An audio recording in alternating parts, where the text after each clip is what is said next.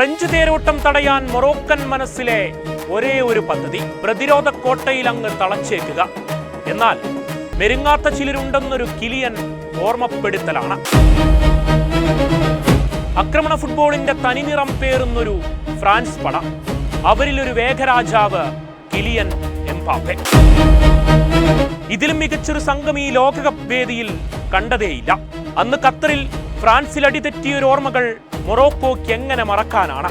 ഒന്നാം പകുതിയിൽ ഫ്രാൻസിന്റെ വേഗമുന്നേറ്റവും മൊറോക്കോയുടെ പ്രതിരോധവും. നിരന്തരം എതിരാളിക്ക് മേൽ ഫ്രാൻസ് അങ്ങനെ പടർന്നു കയറി. മൊറോക്കൻ ഗോൾമുഖത്തൊരു ഫ്രഞ്ച് വിപ്ലവം. എണ്ണിയാലൊടുങ്ങാത്ത അവസരങ്ങളിൽ പക്ഷേ ഗോൾ മാത്രം അകന്നു നിന്നു. ഡെംബലയും എംബാപ്പയും മൊറോക്കയ്ക്കുമേൽ സർവം മറന്ന പോരാട്ടമാണ്. ആ പെനാൽറ്റി നഷ്ടപ്പെടുത്തുമ്പോൾ കമന്ററി ബോക്സിൽ ആ വാക്കുകൾ ഉയർന്നു: ഇത് അയാളുടെ ദിവസമല്ല. എന്നാൽ 60-ാം മിനിറ്റിൽ നഷ്ടങ്ങളുടെ കണക്കിന് മുകളിൽ ഒരു കിലിയൻ മാജിക്. ചെറുത്തുനിൽപ്പിന്റെ മൊറോക്കൻ ഗോൾ കീപ്പർ യാസിൻ ബ്യൂണോയ്ക്ക് പിഴച്ചു. എംബാപ്പയുടെ 20-ാം ലോകകപ്പ് ഗോൾ.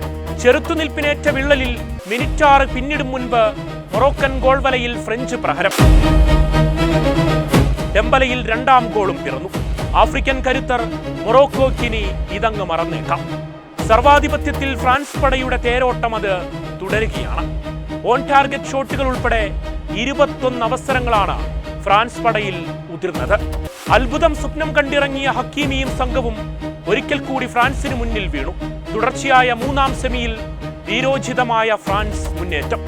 അന്ന് ഖത്തറിൽ അർജന്റീനയ്ക്ക് മുന്നിൽ അടിതെറ്റിയൊരു ദുരന്തരാവ് ഫ്രാൻസ് അങ്ങനെ മറക്കാനിടയില്ല. എംബാപ്പെ എന്നൊരു പോരാട്ട വീര്യം വീണുപോയൊരു കാലമാണ്.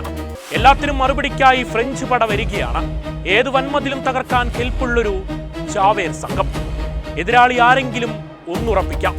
കാൽപന്തിലെ മാന്ത്രിക പാഠങ്ങൾ പലതും മനക്കണക്കിൽ ആർജിച്ചു വേണം അവർക്ക് മുന്നിലേക്കെത്താൻ. നഷ്ടമായ സ്വപ്നങ്ങൾ വീണ്ടെടുക്കാനുള്ള ഫ്രഞ്ച് തേരോട്ടത്തിൽ ഭാഗ്യനിർഭാഗ്യങ്ങളുടെ ബാക്കി പത്രം എന്തെന്ന് കാത്തിരുന്ന് കാണാം.